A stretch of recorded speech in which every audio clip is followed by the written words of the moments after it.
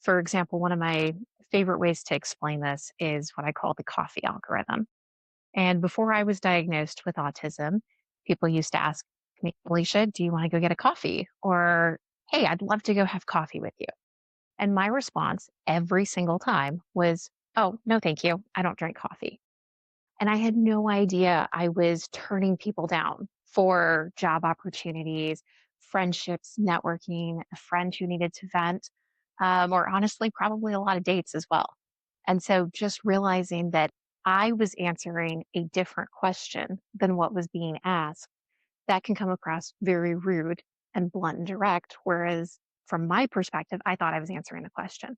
And so there's a lot of that miscommunication that happens with autistic and neurodiverse individuals.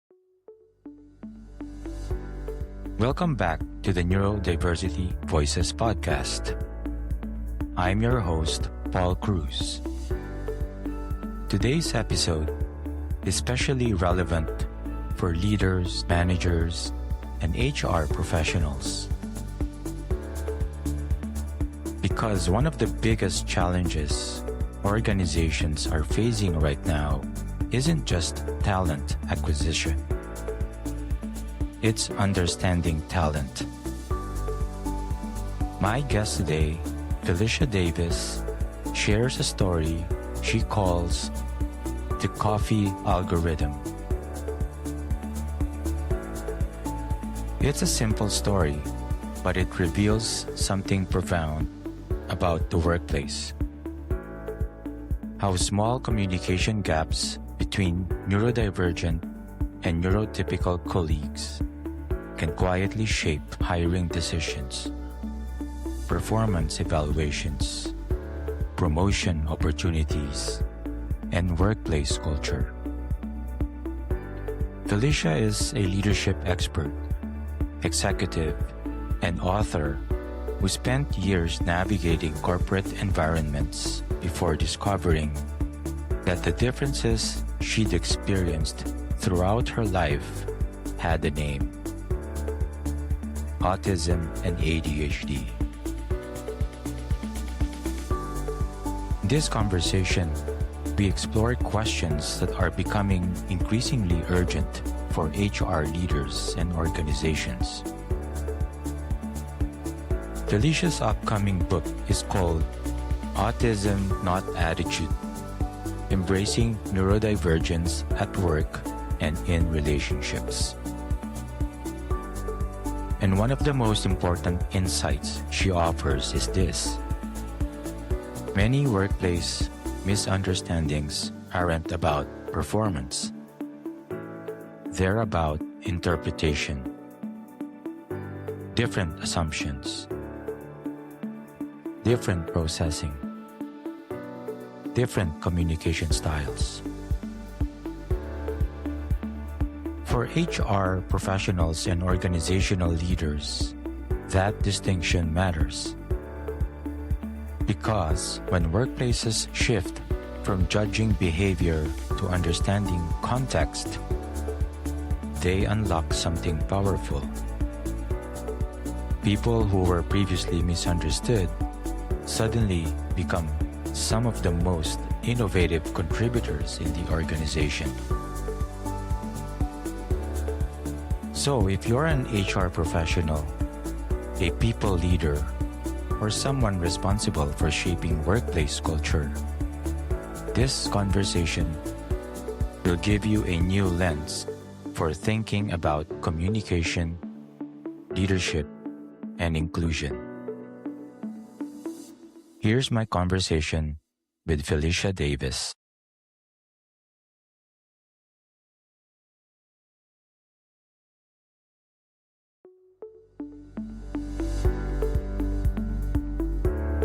Felicia, welcome to the show. Thanks, Paul, so much for having me. I'm excited to chat today. Let's start with what you want listeners to leave with. If listeners walk away feeling one thing after this episode, what do you most hope it is? Hope is anyone who listens to this is that they feel like there's hope and that neurodiversity is a good thing. It's something that is normal in our population and is important and valuable.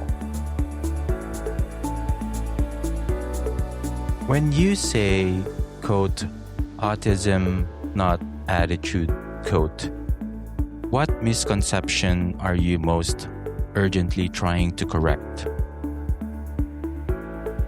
A lot of individuals who have autism, and honestly, a lot of other neurodiversities as well, can come across very rude or as though they have an attitude.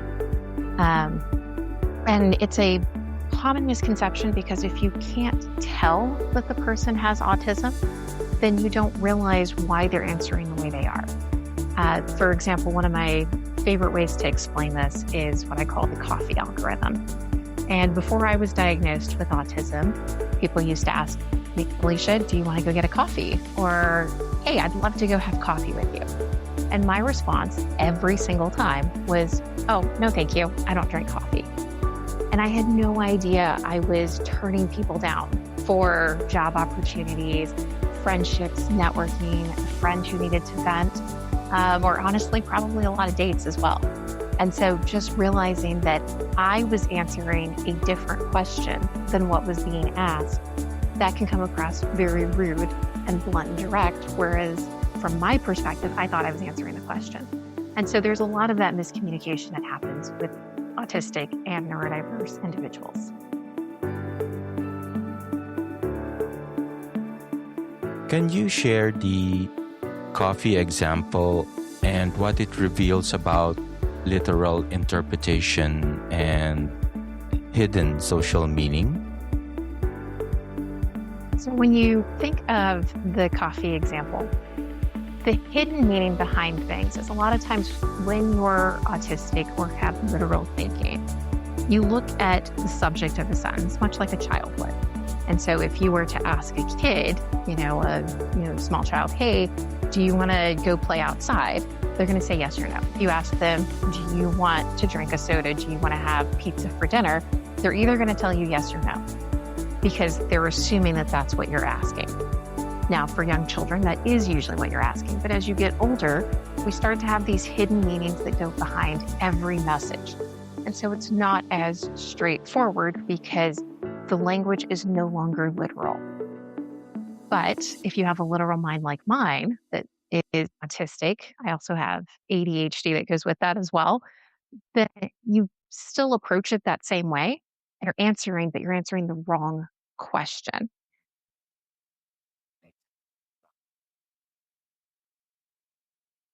How many times do these tiny misreads snowball into lost connection or opportunity? These happen all the time, from personal life to the business world. So, for example, within the business world, uh, both when I was working in corporate leadership and whether it was myself or individuals that I worked with, it was so common that somebody would say something. And maybe it would be asking somebody to say, hey, do you want to go grab lunch? And the response might be, oh, no, thanks, I brought my lunch. Well, the individual who's answering that question, sometimes that's a polite way that neurotypicals will use to say, no, thanks, I'm not interested in having lunch.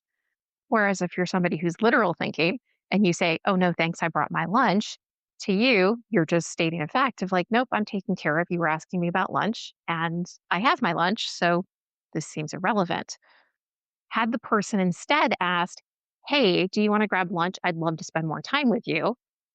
Somebody who's neurodiverse may have come back and said, oh, well, actually, I've already brought my lunch, but we can sit in the cafeteria together. Different answer.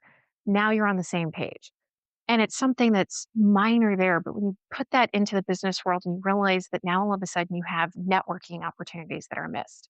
You have individuals who you're sitting in meetings and they may say, like small talk that largely gets pushed to the side in the business world when you're autistic because you're focused on the value behind everything. And if you were to say, hey, how are you doing? What are you doing this weekend, Paul? How's the family? Well, my first thought is, you're paying me to work, not to talk about family. failing to realize that that's how humans build connections and bonds. When you have those connections and bonds, that's how you build trust. And so when you're missing that, you've got two very conflicting things. And so you have an employee who's actually very engaged in work, so much so that they are ignoring all of the personal things. But to the employer and their peers, they instead come across rude and like they have attitude. And what do you wish the other person understood in that moment?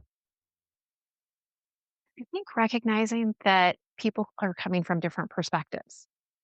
It's sort of like the example of if somebody steps on your toe, the first thought that you have is, oh, that hurt. Why did you do that? The second thought might be, maybe that was an accident. Now, if I add more context behind that, and instead you know that maybe the person who stepped on your toe, is walking with crutches because they recently broke their toe or their foot. Well, now all of a sudden you might feel, oh, well, I feel bad. They're still trying to figure this out. And you went from being angry or confused or upset to now you're feeling empathy for the individual who hurt you because you realize it wasn't intentional. And so, first, taking a step back and not making those assumptions, and then asking clarifying questions to really understand what it is, because it is so easy to assume that the person is in trying to be rude. But most people really do have good intentions. And it really is something as simple as a miscommunication. Many adults don't recognize neurodivergence until work exposes it. When did you first realize your brain worked differently? So I was a teenager when I first realized that I worked differently than others. As a kid, I was homeschooled, and so a lot of the quirks that you might say that I have were thought of as, oh, that's because she was homeschooled. Now I'm from a large family. We're always hanging around a lot of other homeschoolers, and I certainly was quirky even compared to my peers. And so when I went into the workforce at 16 and I was a docent at a science museum, I remember, I was really great with customer service because I realized that's a role you have to play. And there's certain things that are expected of you. And so I was able to do that well. Plus, since it was a science museum, I got to work with children and deal with one of my favorite topics, which is science and mathematics. So it was easy for me to hyperfixate and really focus on something that I loved. Plus, talking with children, they, as we enumerated before, really kind of get past all those pleasantries. They don't care too much of how are you doing. They're not going to ask you about the weather. They might ask you what your favorite dinosaur is or train, but they're not going to have those conversations that most adults have. And so I did really great in that job up until one day that we were getting close to closing. And we always had a director that walked the floor every day at 4 o'clock, about an hour before closing. So, of course, there's a lot less to do because school groups have all gone home and most visitors have already left for the day. And this particular director asked me and said, "Hey, Felicia, how are you?" And I was trying to be candid and I go, "I'm bored." My thought is they're going to recognize, hey, she's got capacity. Think of all the things she could be doing that she could help this museum in more ways. Instead, I got the reverse reaction. I was actually called into my boss's office the next morning. I had to go upstairs, sit in his office. I'm absolutely a nervous wreck, thinking, oh my goodness, I'm getting fired. I don't know why. I had no idea what the context was. And my boss was really sweet. And he paused and looked at me and just said, "Felicia, if anybody ever asks how you're doing, the answer is always fine. Fine, Mhm. fine. I'm fine." And I remember, like, kind of holding my breath and I go, "Okay," very quietly. And it's quiet for a moment. And I go, "Anything else?" And he goes, "Nope, that's it. Just no matter who it is, no matter who asks it, that's your answer."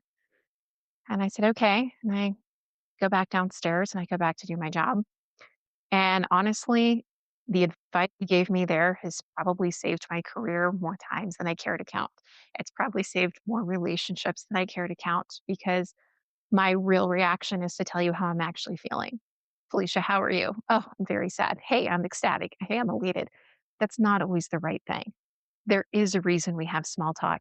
And so learning that and accepting it, you know, it's something that you can easily be taught, but you do have to be taught it when you're on the spectrum. And so I realized it there. And then as I was going throughout my career, it wasn't until, I was an adult in the financial industry for, probably a good 5 or 6 years before I went after a diagnosis and really learned how different I was. You mentioned you were homeschooled. How did that shape when or how the differences became noticeable?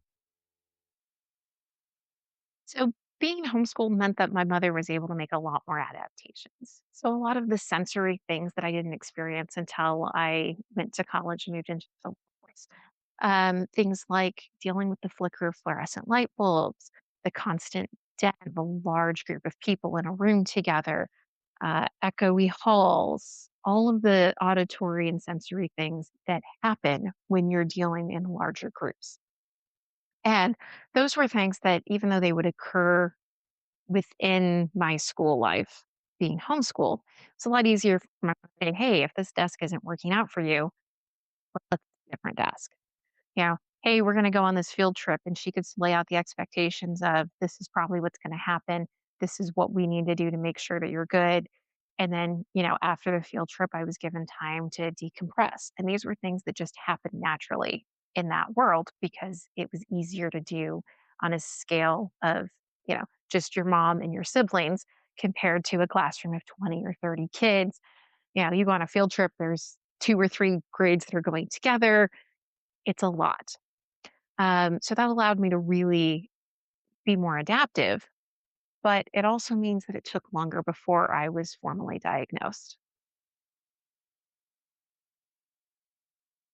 How did working around autism early in your career affect your understanding of it before you connected it to yourself? So early on, in my early 20s, I'm a developer for this wonderful nonprofit in Wichita, Kansas called Heartspring. And they're actually a residential school for children with severe autism. They also have an outpatient therapy. And I got to work with a lot of the psychologists in Paris to really understand what autism is and how it impacts people's lives. Now, the children we had there that were residential children, they had many co-occurring diagnoses, not just autism and ADHD or a high IQ. A lot of them actually had lower IQs, had consistent seizures. So, the goal for them to graduate, in their late 20s, a lot of that was basic self-care so that they could go to, a facility that would be able to help care for them, but they were able to do things like perhaps feed themselves. And so you get to learn a lot about what made this so much worse for them. And this was as the DSM 5 came out with a new diagnosis for autism. So instead of having Asperger's and autism, they switched it to a spectrum of things. And so they went through and talked about each of the criteria one by one by one. And I was helping record a lot of those trainings that they would then use with the paras to help them understand. So you got to learn a lot, and that really shaped my understanding of it. Now I will say originally, I made the same mistake that a lot of people make where you go, "Oh, well, everybody's a little autistic," which I've now learned is a really terrible phrase. So I hope anybody who's still using it today quits using it. We can have similarities. You can say, "Oh, I can relate to that. I can empathize with that because I know what it feels like to, maybe wear a sweater that's really itchy or uncomfortable." And you can say, now imagine if you felt that every single day with every article of clothing because you can feel all of them. In my case, I do feel everything that's touching my skin. So every time, I'm not wearing a necklace because that would be too much for me to wear right now. I can feel my earrings as I'm talking and they move back and forth. It never becomes background noise for me. I happen to have a higher IQ, so I'm able to use some of my brain power to consciously say, "Hey, ignore that. You're doing a podcast. This isn't relevant right now." But if you're someone who has a lower IQ, that's stimuli you can't filter out. And so that experience really shaped my understanding of autism. And then as years went on, eventually leading to the conclusion of, oh, I think I might actually be autistic myself and going after a formal diagnosis. Let's name the cost of misunderstanding in professional environments. What was one of the hardest workplace moments you experienced that, in hindsight, was about neurodivergence and not performance? So there's actually a couple. Um, One I'll give is a very comedic one that thankfully did not cause any negative impacts about myself. And then I'll give one of a colleague I worked with. So one personally with me is, prior to me getting my diagnosis, I was working in finance and I was doing stock trades and was working on this presentation to give to leaders, just giving some background on myself and then what I had learned in this leadership course. And one of the things that I'd done prior to moving into the financial world was I was a manager of a winery that sold elderberry wine. And so I was like, "Ooh, elderberry." We always had these running jokes. Monty Python has a running joke of your father smelt of elderberries. And I thought that that was comedic. I'm also a fan of old plays and movies. And there's an old movie called Arsenic and Old Lace, where they use elderberry wine and they lace it with arsenic. And these old ladies are using it to kill these old men. So, from my perspective, this was very witty and comedic and appropriate. So, I add those into my presentation. My leader at the time was about the same age I was, and I did not realize that I was referencing some rather old content that was not part of mainstream knowledge anymore. And, bless him, he's amazing. But, I say this and, as I'm practicing my presentation with him, and he's just completely shocked and goes, Felicia, I don't get this. Why would you say this? This is, you know, not professional. We don't talk about how people smell. And we don't joke about adding, drugs to wine. This is not professional environment. And I apologized and I explained the references where I was pulling them from and said, I'll absolutely take these out. And I did. And thankfully, his boss was aware of both of those references. So I was able to explain it. And he just corrected and said, yeah, I don't think everybody who you're going to present this to would understand what you're referring. So let's keep it out to avoid any negative confusion. And I did. But that was a flub up that I got lucky that I had leaders who listened to me and understood. Now, one of my colleagues who I worked with, and actually um, I was their leader for a while, they had really struggled at work. Been at the company for, over 2 decades.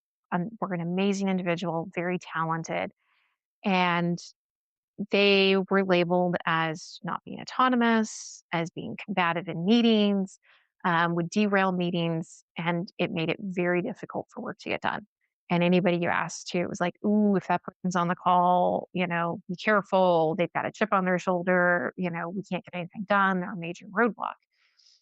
And I said, okay. And I did an interview with them for a position open, and they knocked it out of the park. I mean, one of the most knowledgeable people I've ever met, and their interview was what I consider a model interview. Like if you ever had an interview that you wanted people to do, this was it.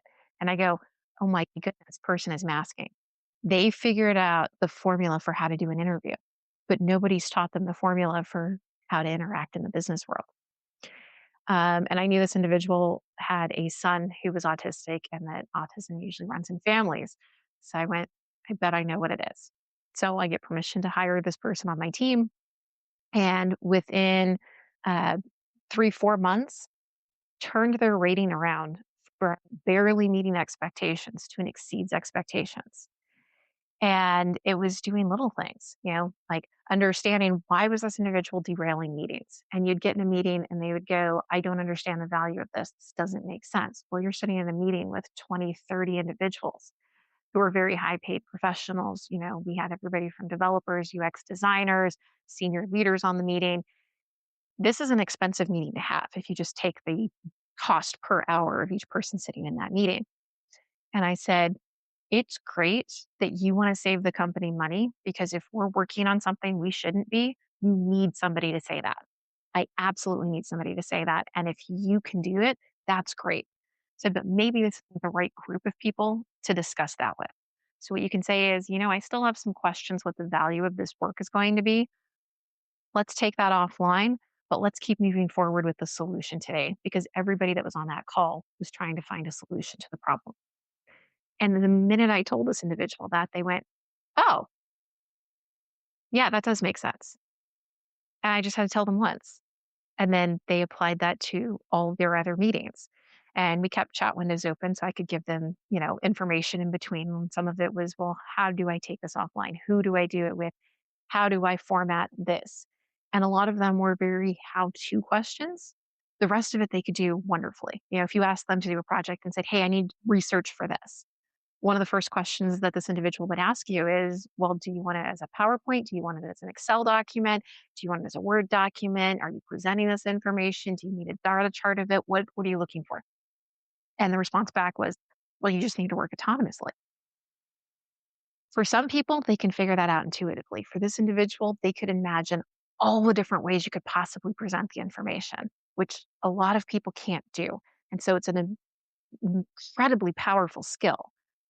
But it does mean that they just need to be pointed in the right direction and say, oh, I need a PowerPoint because we're going to be presenting this data. Okay, great. And then 2 hours later, you're going to have one of the best presentations you've ever had. But they just needed some direction.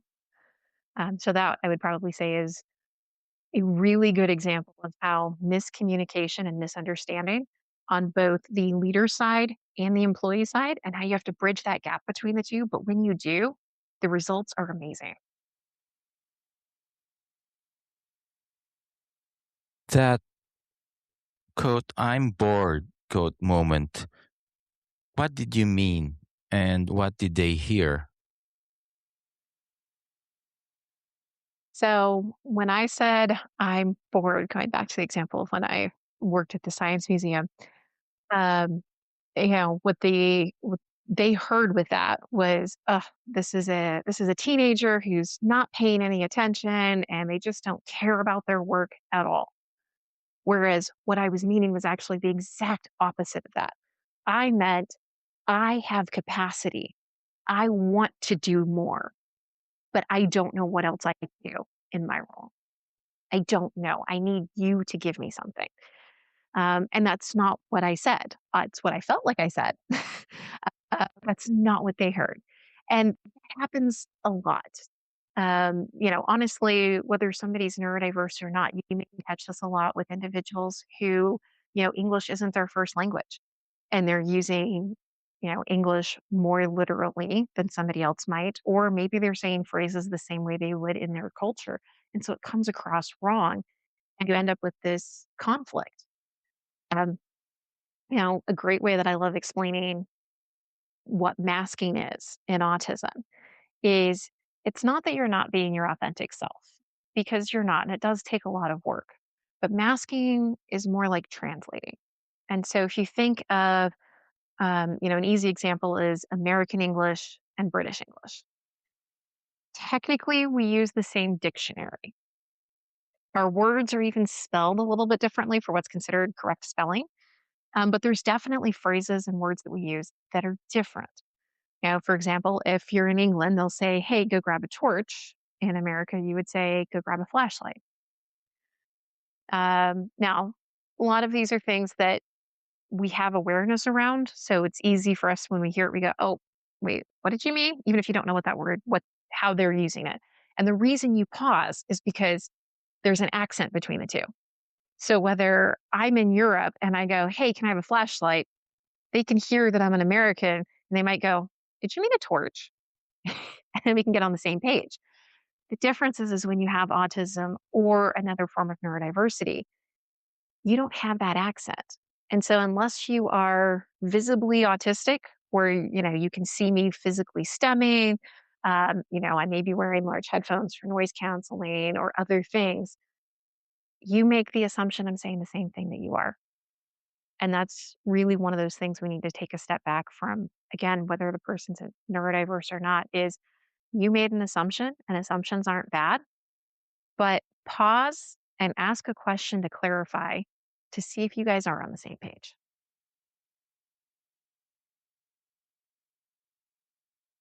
How do repeated micro misinterpretations like that shape someone's confidence, career trajectory, or willingness to speak up?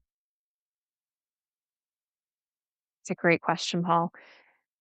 The more micro miscommunications you have that are continually misinterpreted on both sides may mess with someone's confidence because what they keep hearing is, you're wrong, you're wrong, you're wrong.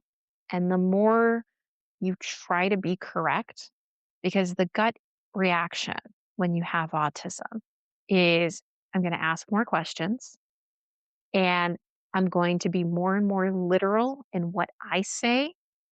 And I'm assuming the same for you, which is actually the reverse of what's going on. So, like with the example earlier of the employee who was told, hey, they're not autonomous and they're messing things up. And the more they tried to ask for clarity to say, okay, I screwed up. I want to get this right. And they would say, what format do you want it in? Well, that felt too broad. So then the next time they would ask the question, they say, do you want a PowerPoint? Do you want Excel? Do you want a Word document? Well, it went from not only are you not autonomous, now you're taking it to such a microscopic level that communication gap got larger between the employee and their team rather than smaller. Because from both sides, that misinterpretation just got worse when they were trying to do the opposite of it. And so those continue to compound and compound and compound to the point that people not only miss, promotions and growth opportunities. In many cases, individuals end up getting fired, they lose their job, they get demoted. There are tons of individuals, and I don't recall the statistics offhand, but there are a lot of qualified individuals who have bachelor's degrees, master's degrees, some of them even have PhDs, very brilliant individuals who are on the spectrum but can't get past the social miscommunication to get a job and keep it. And that's harmful to everybody because then they end up being a drain on the system. But more importantly, they don't feel like they have worth when they actually have immense worth.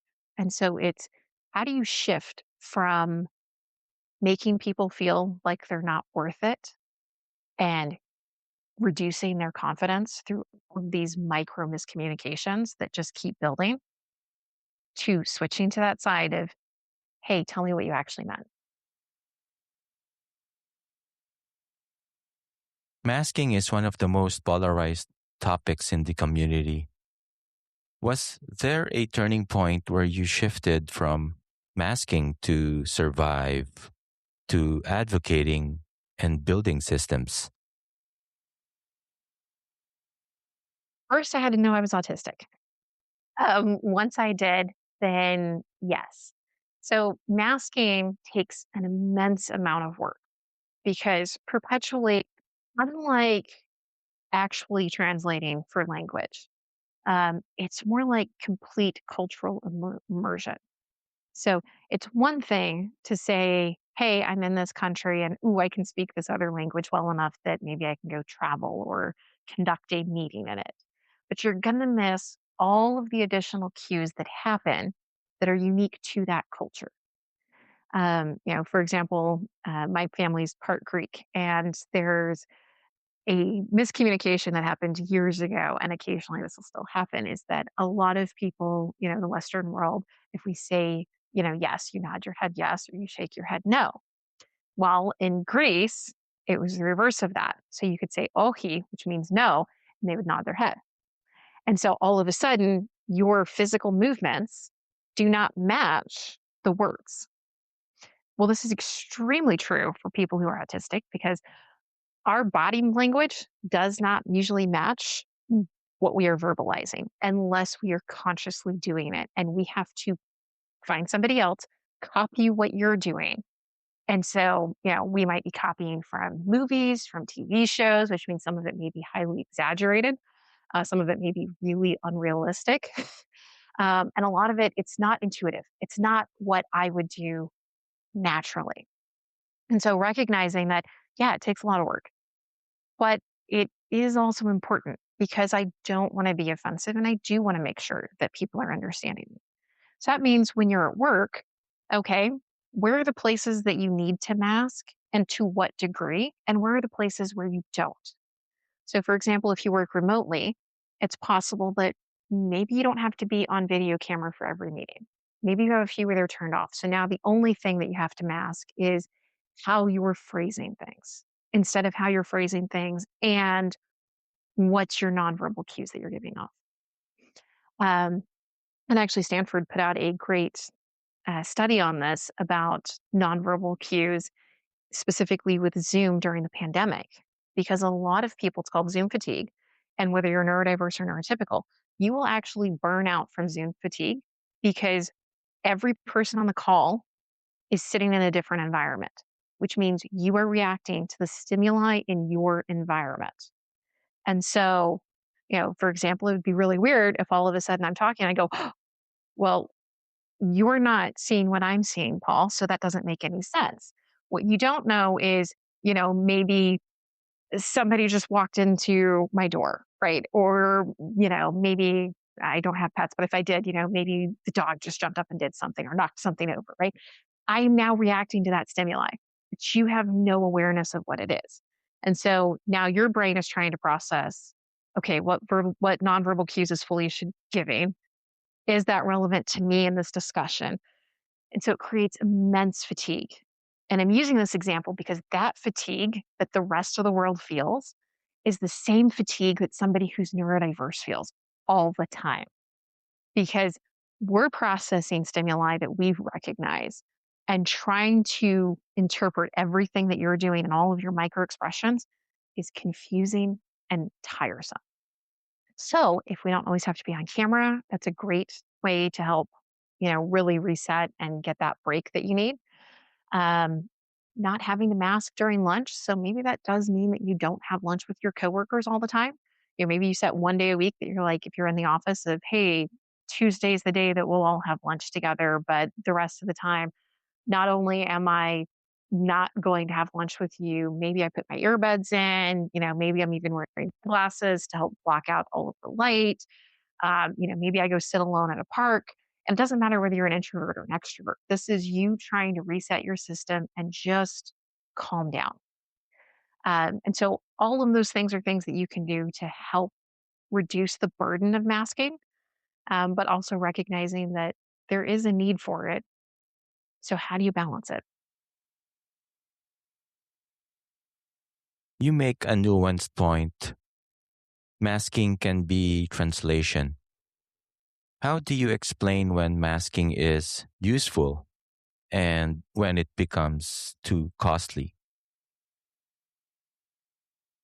Masking becomes too costly when you get to the point of burnout and being overwhelmed. In my book, I actually have a really good example of this when I was on a business trip in India and I'd prepped so much for that trip. Make sure that I could navigate the airport, make sure I do my workout every morning, try to keep a fairly consistent breakfast, make sure I was familiar with the food in India, some of the cultural things. But I missed a very important aspect. And that's that in India, they eat dinner at 9 o'clock at night. I usually eat dinner closer to 6 p.m. And while my body was able to shift over because I, again, went through immense amounts of trouble to make sure that I could do the 13 and a half hour time difference that it was from where I am to where I was going in India, I couldn't change my dietary plan that fast. I also couldn't change when I normally fall asleep. And so I started crashing big time because I didn't have food at the right times that I normally do. But, I was on a work trip, other people were driving me around. They'd set up all of these wonderful tours and exhibits and, business dinners, and it was amazing, but it was too much. And then add in the fact that I was masking not just with my colleagues in India, but I was also masking with my American business colleagues. So that even when we were, say, back at the hotel, just us, I felt like I had to mask even more.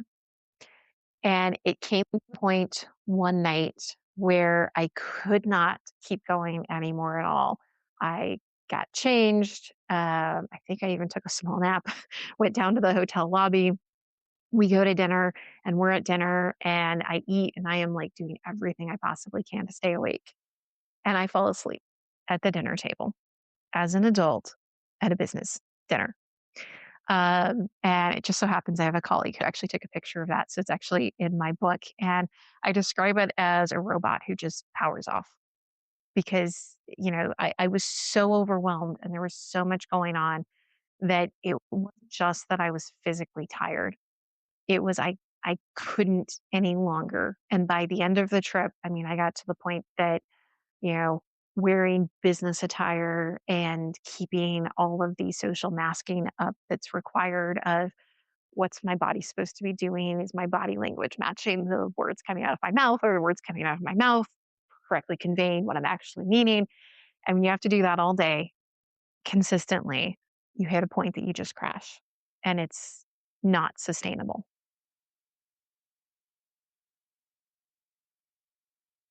What changed for you when you started disclosing autism and ADHD in leadership? The first thing that changed, I'll never forget when I first got my diagnosis.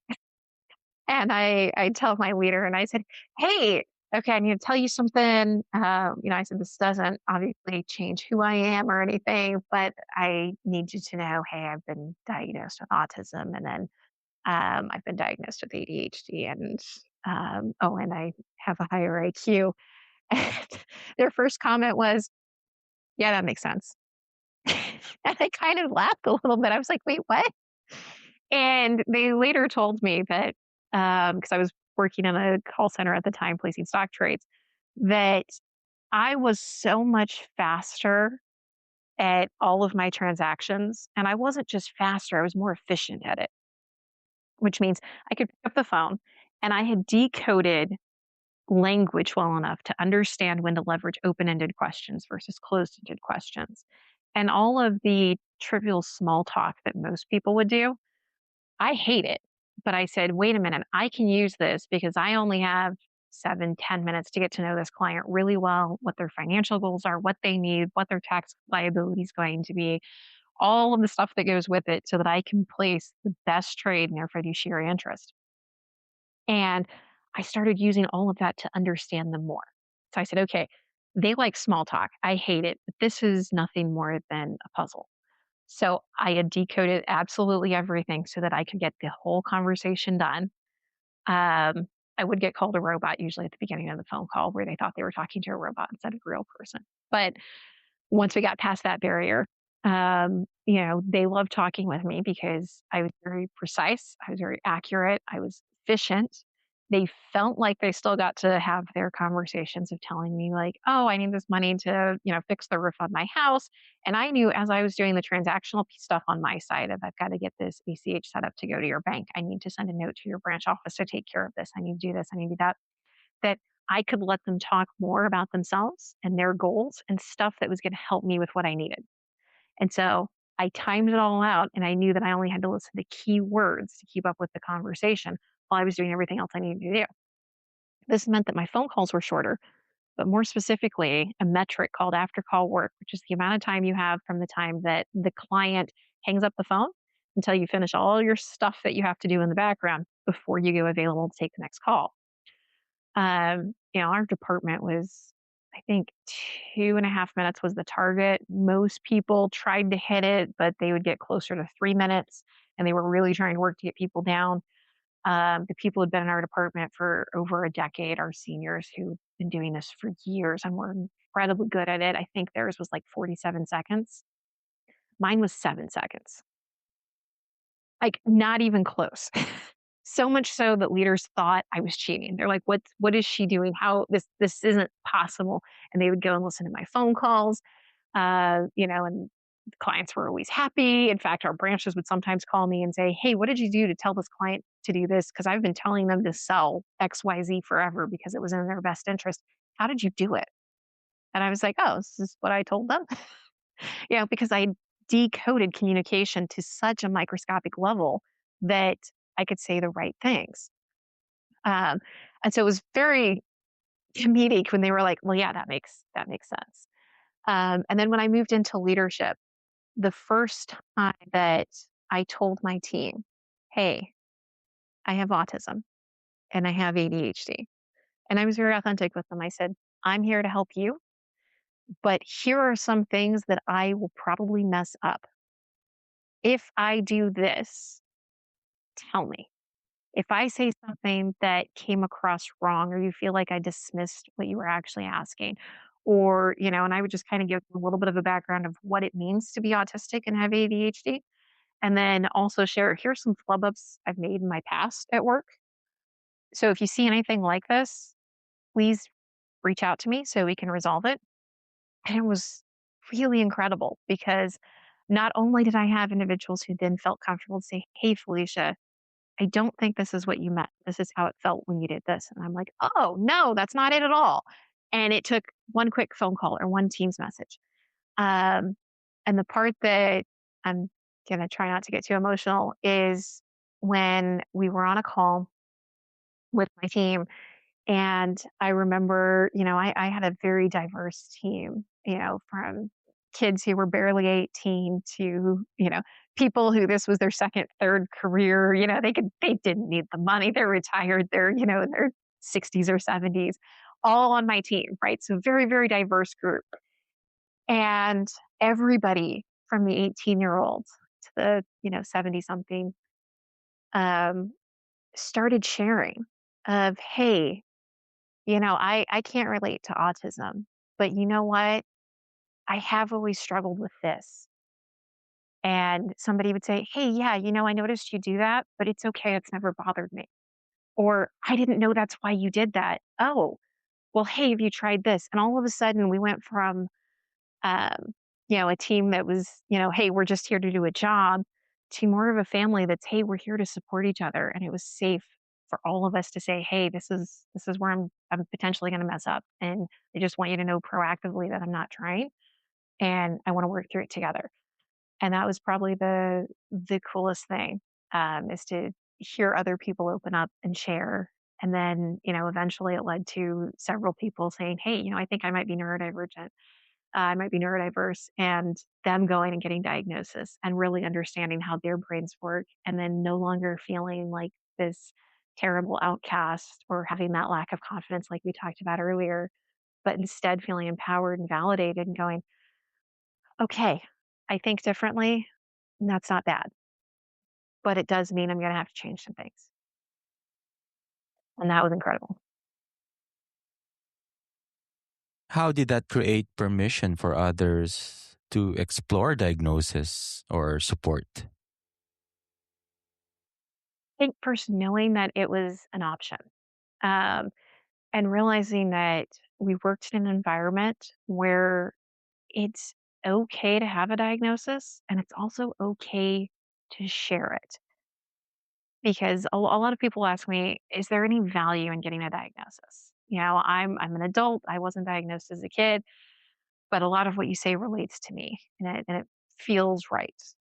Which isn't surprising because 20% of the population is neurodivergent, whether it's dyslexia, ADHD, autism, co-occurring diagnosis like me, where you've got multiples. Um, so feeling like you're isolated is not uncommon because a lot of us don't talk about how we think. We just get that outside picture, right? Of like, this is what I can see from you. But we don't talk about what's actually happening in our brains to get to that conclusion or why we're doing what we're doing. And when you realize that that's one out of every five people, first off, wow, okay, I'm not alone. This isn't. I'm not the crazy person. I'm not going to find anybody who's exactly like me, which is awesome because we're all unique, right? But I'm also not crazy and I'm not stupid because that's another thing that a lot of people feel is that I'm stupid. And when you realize that the diagnosis doesn't change anything, it's not like getting a cancer diagnosis, or, there's a lot of diagnoses that you get that really change your entire world because now you have to go through maybe treatment or you're at a fork in the road and it's like, I've got to make some decisions. Getting a diagnosis that you're neurodivergent just helps you validate what you kind of already know, but then it also gives you a framework of here's exactly what you're struggling with and why, and then you can start finding the resource to help you. And so that opened up the door for so many individuals to say, you know what, I am going to go after a diagnosis just so I can understand more about me. And then they come back with it and go, oh, well, this is what's unique about my brain. I have this, or I have this, or I have this. And then these are the things I can do to help work through that. And then this is the stuff that I can talk with my leader about and say, hey, I might do XYZ. And a good way to think of it, because leaders are pretty adept at doing this with individuals who are introverts versus extroverts, for example. That's a pretty easy one that you can usually tell from the outside. There are some who are really good at hiding whether they're an introvert or an extrovert, but a lot of people, they don't mind being vocal about it either, right? Hey, I'm an introvert. I'd really prefer not to present. Again, I'm going to have to occasionally, but please don't ever put me on a stage with 2,000 people to present to me, right? If you need me to share something with my team of 20 or maybe even 100 people, I can do it, but I really don't want to do anything beyond that. Know that it's going to take a lot of work, right? Leaders are taught how to deal with that, right? They're taught with, hey, this is your extrovert. Probably not a good idea to tell them, I need you to go sit down and work on this for a week all by yourself and hope that they actually get it done, right? Mhm. Again, easy things that we're already aware of and are taught. But when you're dealing with differences in how you think that go beyond introvert and extrovert, there aren't as many resources for that. And leaders aren't as aware of it.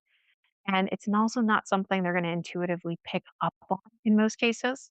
So when individuals go and get the diagnosis, and then not necessarily sharing the formal diagnosis with your workplace, you can, there's places where it's certainly appropriate, but even just verbally saying, hey, I have autism.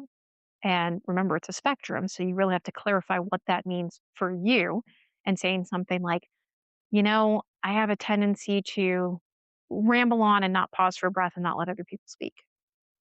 Could you gently send me a message if I'm doing that and I'll see it ping up on my computer so that I know, when I've talked too long, I need to stop while I'm working to correct this behavior. Or if we're sitting in a meeting, would it be okay if I sit next to you so, you can, tap the paper next to me, or something that would give me that cue while I work to, develop this habit and change something that I'm doing that's not coming across well. And so there's a lot of adaptations like that that you might not know to even ask for if you don't know you're neurodivergent. And so getting people that permission to go get the diagnosis and understand how you work, and then here's how you can work with your leader just benefits everybody. Let's move from individual experience to systems change. What do most companies still get wrong about neurodiversity inclusion? So most companies, and I don't like using most because that is a really broad term. Maybe what I should say is a lot of what we hear about in the news. I'll put it that way.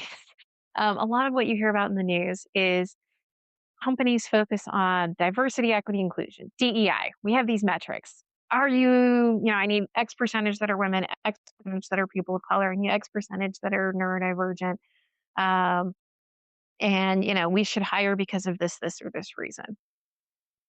Some leaders, especially in larger companies like Fortune 500 companies and like that, a lot of times will feel more pressure to, I need to make sure we're being equal to everybody and how are we an equal opportunity employer, but also how do I make sure we've got the right people in the right seats?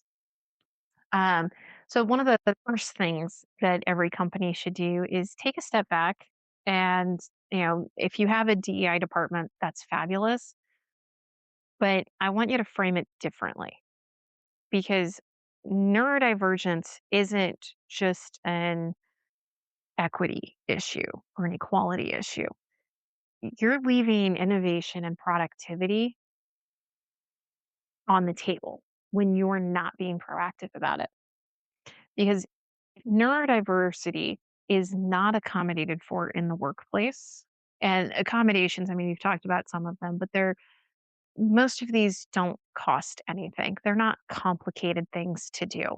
It's really fixing that communication barrier and understanding how someone works and recognizing that, hey, you know what? If my employee is spending 30% of their brain power just to filter out the noise in the office and the type of lighting we have and the clothing that I'm making them wear, XYZ uniform, and that's causing them to lose 30% of their brain power, and then they go home and they're completely burnt out. What if I didn't do that? There are certain positions that you absolutely have to wear a uniform for. I get that, but can you make an exception that maybe they can wear a different shirt underneath that uniform so that that uniform is not directly touching their skin? Yeah, it's not an expensive accommodation for the employer. You just need to give the employee permission to do so and guidelines of what that looks like. So there's a lot of accommodations that do that. And now you're freeing up that and removing some of that cognitive burden that the neurodiverse individual has. And you can fix some of the communication issues. Now, all of a sudden, this person who came across as rude and irritable and is completely drained and burnt out is now somebody who can use their unique mind to go, hey, I see an inefficiency. I know how to fix that. What if we did XYZ? What if we changed the order that we do this, and this in? And we switched it to this. What if I automized this process? Hey, I've been learning coding on the side and I figured out how to do this and this in Excel. And you want me to create these Excel reports every single day, but I can actually automize it. You want me to do that? And you're like, wait, what? That's an option. We have AI now that can help with some of this stuff, but AI still can't ask the questions. Neurodivergent brains can. And so you get innovation, you get increased productivity, you reduce inefficiencies. It helps with your risk management because they can identify risks that you can't see. And one of the greatest things about people who are neurodivergent is, there's the story of the emperor's new clothes, right? Where the emperor gets hoodwinked and is like, oh, this is the best clothes ever. It's like, I can't see it. And it's like, well, only somebody who's truly wisdom can see it. It's so amazing. And the emperor doesn't want to look stupid and says, oh, yes, I see that. Great. The emperor ends up having this huge parade wearing no clothes. And it takes this little boy in the, parade line to go, hey, he's not wearing any clothes. You need that in your business. If not, you get, and the term for that in business is groupthink, is where you're so afraid to say something that you don't, and you just go along with it, even if it's not in the best interest of the company. So you need those brains. That's important. And learning how to leverage them so that the individual isn't burnt out and who wants to help and be productive, and you fix those things in your business and then you help empower them, it's a win-win across the board.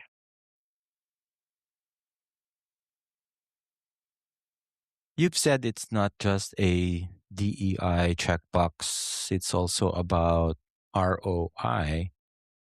What do you mean by ROI for both the person and the business? So the ROI, or return on investment, is yes, you have to put in work as the leader, as the business, to say, we're going to do these extra steps, or we're going to do this differently. Traditional business, I want everybody in an office. I want you here at 8 a.m. I want you to leave, no earlier than 5 p.m. We're all going to take lunch together. Um, this is how we have to operate. We're going to have water cooler talk, etc. Water cooler talk means a lot of small talk. What if you didn't? We're going to have mandatory happy hours at the end of the day. Once a month, everybody better show up to happy. Well, let's stop and take happy hour out for a second. Mm, Really look at that. You say happy hour, most organizations mean we're going to go to, some venue, probably a bar. We're going to purchase drinks for everybody and it's going to collaborate. Well, not only are you making it tough for the autistic individual or the individual with ADHD, you know, myriad of other neurodiversities, you're making it tough for the person who's the introvert. You're making it tough for the person who's a recovering alcoholic. You're making it tough for the person who's going through chemo or is on other, medications that is not able to drink. You're making it tough for the person who doesn't drink for religious reasons. All of a sudden, this traditional staple of business doesn't make sense. And I'm not saying never have a happy hour, but really stop and think, how can you still get what you're actually looking for and get it in a better way? Because what if you could get more people to attend, more people to actually network, because that's really what you're looking for. That's the value there. And so maybe times a year you still do a happy hour, but maybe you're more mindful of the venue you pick and you pick some place that doesn't have TVs blaring the whole time. Or if it does, maybe it's got closed captions so that everybody is able to actually read what's happening on the screen, especially if you want to do, hey, let's do a happy hour with, whatever big game is coming up. That would make sense. But again, don't expect it to be mandatory. And in between that, maybe you do hey, we're going to do an afternoon tea time. And when I say tea time, you've got two different options there. It could be we're going to drink a cup of tea, or it could be we're going to go out to the golf course. But recognize, what if most of your employees don't play golf? How are you going to bridge that gap? What are you doing there to find out who actually plays golf? And are you just shouting it out in a big meeting? Or are you saying, hey, maybe we go someplace like there's other venues kind of like Top Golf that, now have like 3 or 4 stories and there's food and beverages and, you're playing, or kind of like mini golf, right? It's not the same stakes as let's go play 18 holes. And so really looking at how you're running your business and realizing that your return on the investment of the work that you're putting in and the money you're spending on your employees, there's probably better ways to do it. And so adapting that and changing that so that you are more inclusive of not just neurodivergent individuals, but individuals that come from a variety of different backgrounds. Again, I'm not saying never do a happy hour. I'm just saying be mindful about it. And then that's when you really start to see your productivity and innovation and your efficiency and your risk management. That's the competitive advantage that you get when you put in that work up front to say, you know what, I'm not just going to keep doing what we've always done. Instead, we're going to be mindful to be inclusive, and the individuals are going to be happier. They're going to have better mental health, and your business is going to see the rewards for it. Let's get practical. If a CEO says, quote, I want to support neurodivergent employees, what do I do first? Quote, what's step one? First step, anybody should do. CEO, leader of a team, somebody, a department head, is ask, what are you doing today? Look at a list of what's your hiring process, what's your onboarding process, your development and promotions process. Where are the places that you are not being inclusive? And if you don't know where to even begin with that, then that's where I'd say, hey, take a step back.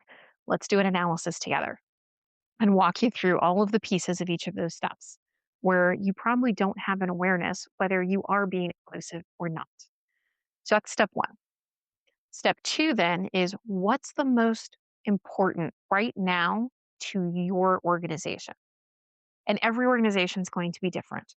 If you're dealing with a small business, it's a lot easier to pinpoint, hey, here's my quick win that's going to be the shortest to implement, the biggest impact. And that's always what you're looking for. Your cost, the time to implement. Because even if we say, hey, it's absolutely free for me to switch every event we have um, to one that's more inclusive. We just need to change the venue, or I just need to change this, this, and this. It's easy. It is. But if you host a lot of events, that's a lot of work. So maybe just because it's free doesn't mean that the cost of implementing the change is going to be worth it, at least not as your first step. And so take that step back and say, okay, do I need to first start with my employees? Do I need to start with the leaders? Usually the best place to start, if you're starting from the ground, do the analysis and then start with opening up that conversation to your entire organization and have everybody do that self assessment. Have the individual do it, have all of the leaders do it, and then go team by team, department by department of what's the biggest win that we've got and as a whole from an organization. So if you're talking about a large corporation, it might be things like, okay, your DEI department or your HR department is going to assess what types of assistive technology do we have? And right now, are we making people request access to it or do we just give it to everybody? An easy one here is using Zoom and allowing it to have closed captions and also allowing it to take notes and capture them. If you're somebody who's got dyslexia, if you're somebody who has autism, if you're somebody who has ADHD, if you're somebody who's deaf, if you're somebody who English is not your first language, these are 5 different groups of individuals that I can think of off the top of my head who would benefit from that technology, but don't make them ask for it. Just give it to them, let them know it's available. So that's what you want to do at the top of your organization. Then, as you're going through custom training for leaders and providing resources to the neurodivergent individuals, because if you remember from all the examples, it's not a one person or the other. It's not leaders always adapting, it's not always the employees adapting. It takes both to get to that point where you can be healthy and really say, hey, these people aren't just surviving anymore. They're thriving. And because they're thriving, business is thriving. Morale went up on the teams, productivity went up, innovation went up.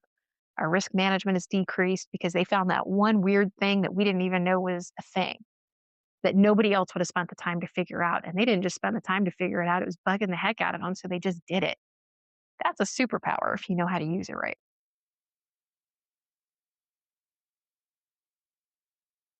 You mentioned there are some uncomfortable truths leaders avoid. What's a bold or uncomfortable truth about neurodivergence at work that more leaders need to face? I think there's a couple. The first one I would, and I realize I just said this, it's that neurodiversity, like any superpower, has a downside. It's got Achilles heel, right? I don't know if you're Superman and can fly around. He's got his kryptonite. Okay. It's it's worth the effort to get past all of the challenges. But there are challenges. And it takes a lot of humility and a lot of work to say, I'm willing to do this. Again, the cost itself isn't high. The work and getting that mindset set shift, that's what takes effort. Um, I think one of the things that I've heard people say is they look at neurodiversity as one of two ways. It's either they're the nonverbal person, we're going to hire them, I'm going to help them find a job. They're going to become our token, disabled person, and we're all going to do whatever we can to help them out because we love them and they're great. Or, oh, I've got this genius person here, and they're like, Rain Man, and they can do this, this, this, and this, and they just have superpowers and they're great. While both of those extremes exist, that's not the 20% of the population. That's probably half a percentage of the population that falls under that. That's not the majority. And you certainly should be, accepting of everybody and figuring out how they can fit in your organization. But don't expect everybody to walk in with this superpower and be that unicorn that you're looking for. They can, they are going to benefit you. But I think the thing that a lot of people don't like is realizing how much they have to change in order to accept that and embrace it. Talk about sensory load. For fluorescent lights, noise, constant stimuli. What do people misunderstand about, quote, annoying versus cognitively costly? I like how you put that, annoying versus cognitively costly. So something that's annoying, those are things that you are consciously aware of. And it's like, oh my gosh, I just can't make it stop. I can't make it stop. I can't make it stop. And I would actually use that for most people who are neurodivergent. All of the stimuli, whether it's auditory, whether it's visual, texture, whatever it is annoying because we can't make it stop either. I can't make it stop the different light sources that are in a room. I can't make it stop the crazy sounds that I can hear. I can hear most technology. Um, I can hear the buzz of a TV. So even if somebody's like, "Oh, it's on mute, you're fine," and I was like, "It doesn't matter. It's still buzzing." And I can see it. And they're like, "Oh, but your back's turned, your back's turned towards it, so you can't see it." And I go, "Yeah, but even if I'm completely turned around, I can still see the light from the TV hitting and reflecting off of everything else." And they're like, "Well, just ignore it." I can't. I wished I could. Things don't just become white noise. You have to work really hard for them to. Milner's law is seven plus or minus two things. And this is how many things an individual can focus on at one time. That's why when you get eyewitness accounts and, it's one person will remember it's raining, one person remembered that, there was a blue car, one person remembered that there was a lot of wind. And you're like, well, how the heck did somebody else miss that? Right? How'd you leave out the fact that it was raining? Well, it's because your brain can only remember about seven things. Well, then a lot of people go, oh, well, if you're autistic, you can remember more than seven, right? And I go, not particularly. Some of us can, but it means we're missing that filter that tells us these are the seven important things. Instead, our brain just goes, here's 1,000 things, pick something. And so you do. And so I might be the person that walks in and goes, wow, there are 12 different light sources in here. And, if you were to ask me and I just close my eyes, like, I can't. And if you said, okay, Felicia, but how many people are in the room? And I might just honestly stop and go, there are people in the room. And I'm an extrovert, which means I'm actually actively looking for people because I like talking with them. But if the other stimuli that occurred, from light sources to a loud air conditioner to, wind or anything else that's too much, maybe I'm at the beach and there's sand and the grittiness of that, and everywhere you step different no matter what. All of that is so overwhelming that I'm oblivious to the things most people might recognize because my brain, the executive function, can't process that. And that filter just isn't there. And so that creates immense cognitive load. So it's still annoying. That's probably a really good way for someone who's neurotypical to really relate is, if you've ever sat down with a coworker or a child or a spouse or, a friend, or you've ever been in an environment, and you're like, oh my gosh, I couldn't focus. This thing was just annoying. Imagine that every moment of every day. And that's what's overwhelming your colleagues. That's what's overwhelming your employees.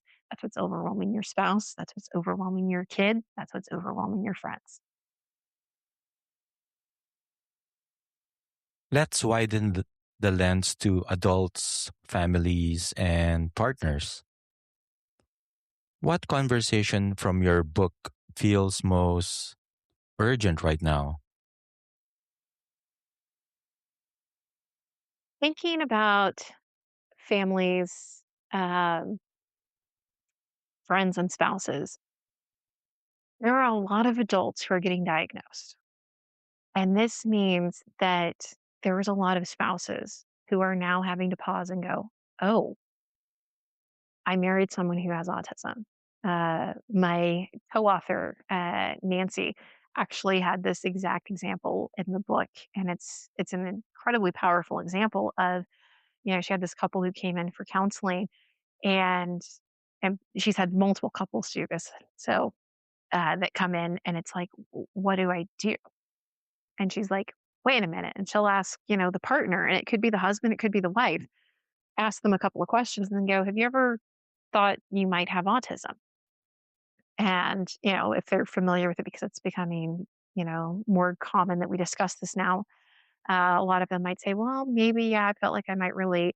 And she'll send them off to go get a diagnosis and they come back. And sometimes, the spouse might be in denial of, well, no, but I feel like they just have attitude and they're rude to me and they don't care. Or they'll, just kind of shut down because you're being hit with this new thing. Again, the person hasn't changed. You've just gotten validation. But realizing that, if you've been married for 5 or 10, 15, maybe 20 plus years, and you're just now finding this out, that all of the things that you thought they meant this way, if you think of the miscommunications we already talked about, and you've been misinterpreting them, that's a lot. Um, But it's not a bad thing because at the same time, a lot of those annoying things that happened in that relationship, you can easily go back and go, "Oh my gosh, when you said you didn't want to go to this restaurant for my birthday, it wasn't because you didn't care about me. It's because it was so overstimulating and they didn't have any food that you like, but we also wanted to get mealtime, so you couldn't even eat something else prior, which meant that you would have been hungry. You're, overstimulated with the environment and this and this. And it doesn't mean you don't love me. It just means you couldn't process it. And by you saying, hey, can we go at an earlier time or a later time? Or can we go somewhere else? Was you still caring about me and loving me? Or even suggesting, hey, why don't you go with this person instead of me? It's them trying to find a solution to work through what a neurodiverse brain struggles with, but still making sure that their spouse gets what they need. And so I think it's really beautiful when you realize it and piece it together and go, hey, wait a minute, there is hope and this is possible. But there's a lot of emotions that go with it. And when you have neurodiverse individuals like myself, who, I'm a strong advocate for really being that voice for the voiceless, because there's a lot of parents who, whether their child is nonverbal or even if they do have a child on the spectrum who is verbal, children struggle enough to express emotions and what they're thinking. But if you don't understand how their brain is working, and it's why did my child have a complete meltdown, taking a shower or bath, but they can stand outside in the rain all day long. And I'm like, oh, I know the answer to that. I don't have to read a book to tell you the answer. I know the answer to that because I was that child and I'm still that adult. That sensory problem that I had as a kid doesn't go away as an adult. I hate baths because the temperature changes too much, right? The temperature of a bath water doesn't stay the same. Temperature of a shower sort of does. But even then, what's the angle? How big are the water droplets? How are they coming? You're outside in the rain. It's all coming from one direction all at once. It's light. I can tell you every sensory thing that goes with it for why somebody would enjoy it or why they wouldn't. Even if it's the opposite of why I may like something or not like something. Um, an example I love to give individuals is, are you socks on or socks off? And if the individual is neurodivergent, they're usually pretty quick to answer that question without hesitation. And to explain to everybody who is not or doesn't quite get the reference, what it means is I'm a person who has to have socks on 100% of the time because nothing else can touch my feet. Or I'm a person who wants nothing touching my feet, including socks, so I can't stand wearing socks. And it's polar. We can all be on the spectrum and have two opposite responses to the exact same problem. Regardless, though, we all are usually quite picky about our socks, whether we recognize it or not. Because we're like, well, yeah, the seam's got to be here and it has to be this thickness and it needs to be this type of fabric. And those are all things that, as you're an adult, you just kind of get in the habit of it. You don't even realize it until somebody points it out. And just being able to share those stories and, helping people realize that, like, yeah, you may be finding this out later on, whether it's your child, your spouse, or your good friend. But remember, it doesn't change them. It just helps them understand how their brain works and then helps everybody communicate better. You've said adult resources are missing. What's the gap after 18? And what do spouses or colleagues or friends need that they aren't getting? It's a really good question, because there are more resources where people doing, kind of autobiography that are neurodivergent individuals like myself who are starting to share some of their struggles. But the research hasn't quite caught up. And it's sort of like we have a lot of these plans that you can have enacted in schools. It's like, here's your support system for taking tests, here's the accommodations we're going to make, et cetera. And then you hit the workforce and those all just disappear. Nobody's asking you what kinds of accommodations do you need? How do you work best? Nobody's asking you in your personal life, hey, how do we work through this together? You may have some really great friends who do that automatically, and I think that's wonderful. I got lucky that I certainly had those growing up and still have them today. And I have many friends who are not neurodiverse, and I absolutely love them because they're just naturally respectful of that. And so just learning that. But there really aren't. There aren't resources that really paint both sides. And that's really what we pushed in this book is there are resources for parents, teachers, caregivers. Sometimes you can find the resources that are, hey, I'm neurodiverse and this is what it looks like from my perspective. But really giving somebody that foundation for leaders, for spouses, for parents. And when I say parents, I'm talking like parents with adult children because their resources end, at the same time. It's okay. Well, your kids graduated. Congrats. How do I help them make sure that they can pay their bills? I don't want to be the one managing this forever. Well, they've got executive functioning. Good luck. Hopefully we taught them enough while they were in school. And it's like, okay, but my kid didn't get diagnosed until they were 22, until they were 27, until they were 34, until they were 56. Now what? And there aren't resources for that. And so my co-author Nancy and I worked really hard to really bridge that gap because she works with so many adults who, and they're extremely prominent in, science and technology and engineering fields. So whether they're software developers, whether they're honest to goodness rocket scientists, whether they're neurosurgeons, whether, they do aeronautics, whatever it is, finance, learning how brains work, what makes us different and unique, and then saying, and here's how we do it together. And that's really what this book is about, is giving both sides, the clinical side and the resources that come with it and all of the stories from her perspective. And then me painting in that picture of this is what it's like to live with it as an employee and as a business leader. And really here's what makes it so absolutely wonderful and incredible. And our hope is that everybody who reads it gets some insight and gets that hope that comes with it and realizing that, hey, we're different. It's good. And you're going to have to do a little bit of mindset shift, but it's also not as hard as you think. Can we tell our audience what's the title of your book? So the book is called Autism, Not Attitude, Neurodivergence at Work and in Relationships. And that'll be coming out a little bit later this year. And so the book is actually split into three sections. And we start with just really kind of defining neurodiversity. And then we have a section that's focused specifically on business. And then we have a section that's focused on the home life. So, marriage, spouses, and parenting. So, only one of those really applies to you. You can kind of jump around to what makes the most sense, but it is written for, it's written for leaders, it's written for spouses, but it's also written for neurodivergent individuals themselves. And that was really our big thing was we wanted to paint the entire picture from all sides so that everybody who picks up the book can get something from it and really go, oh, hey, yeah, I like that. And what if I did this? And, I feel seen, I feel heard, and, oh my goodness, wow, that person isn't the jerk that I thought they were. That was an attitude. You really do care.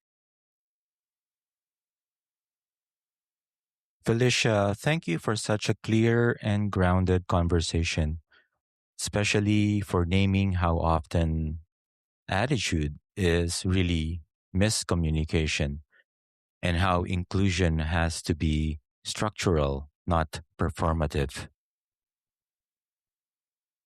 If you're listening and this resonated, share this episode with a manager, HR leader, educator, or family member because understanding changes everything.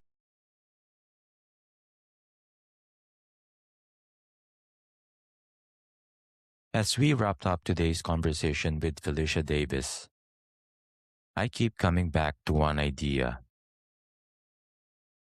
What many workplaces interpret as attitude is often simply a difference in communication. What stood out to me wasn't just the stories, it was the reminder that inclusive workplaces don't happen by accident. They're designed. Because this work, whether we're talking about neurodiversity, disability, leadership, workplace culture, or organizational systems, isn't abstract. It's lived. It shows up in how we design hiring and promotion systems, how we interpret communication styles, what we assume professionalism looks like, and what we're willing to question inside our organizations. If there's one takeaway I hope you carry with you, it's this. Understanding context changes how we see people. For those of you listening who identify personally with today's topic, whether as neurodivergent professionals, caregivers, educators, advocates, or allies, I hope this episode felt validating. Your experience is real.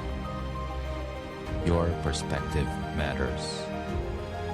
And the workplace is slowly learning to catch up. For those listening from a position of leadership, HR, or organizational responsibility, the invitation might be slightly different. Pause. Reflect. Notice the systems you've inherited. Workplace culture doesn't evolve through intention alone. It evolves through awareness. And awareness, practiced consistently, becomes better leadership. We don't move workplace culture forward through policies alone. We move it forward through conversations, through humility, through leaders willing to rethink the invisible rules. So whether you're listening from today, leading a team, or simply learning how different minds experience the workplace, thank you. Thank you for choosing curiosity. Thank you for choosing reflection. Thank you for choosing to keep building better systems. This is the Neurodiversity Voices podcast, and we'll continue the conversation next time.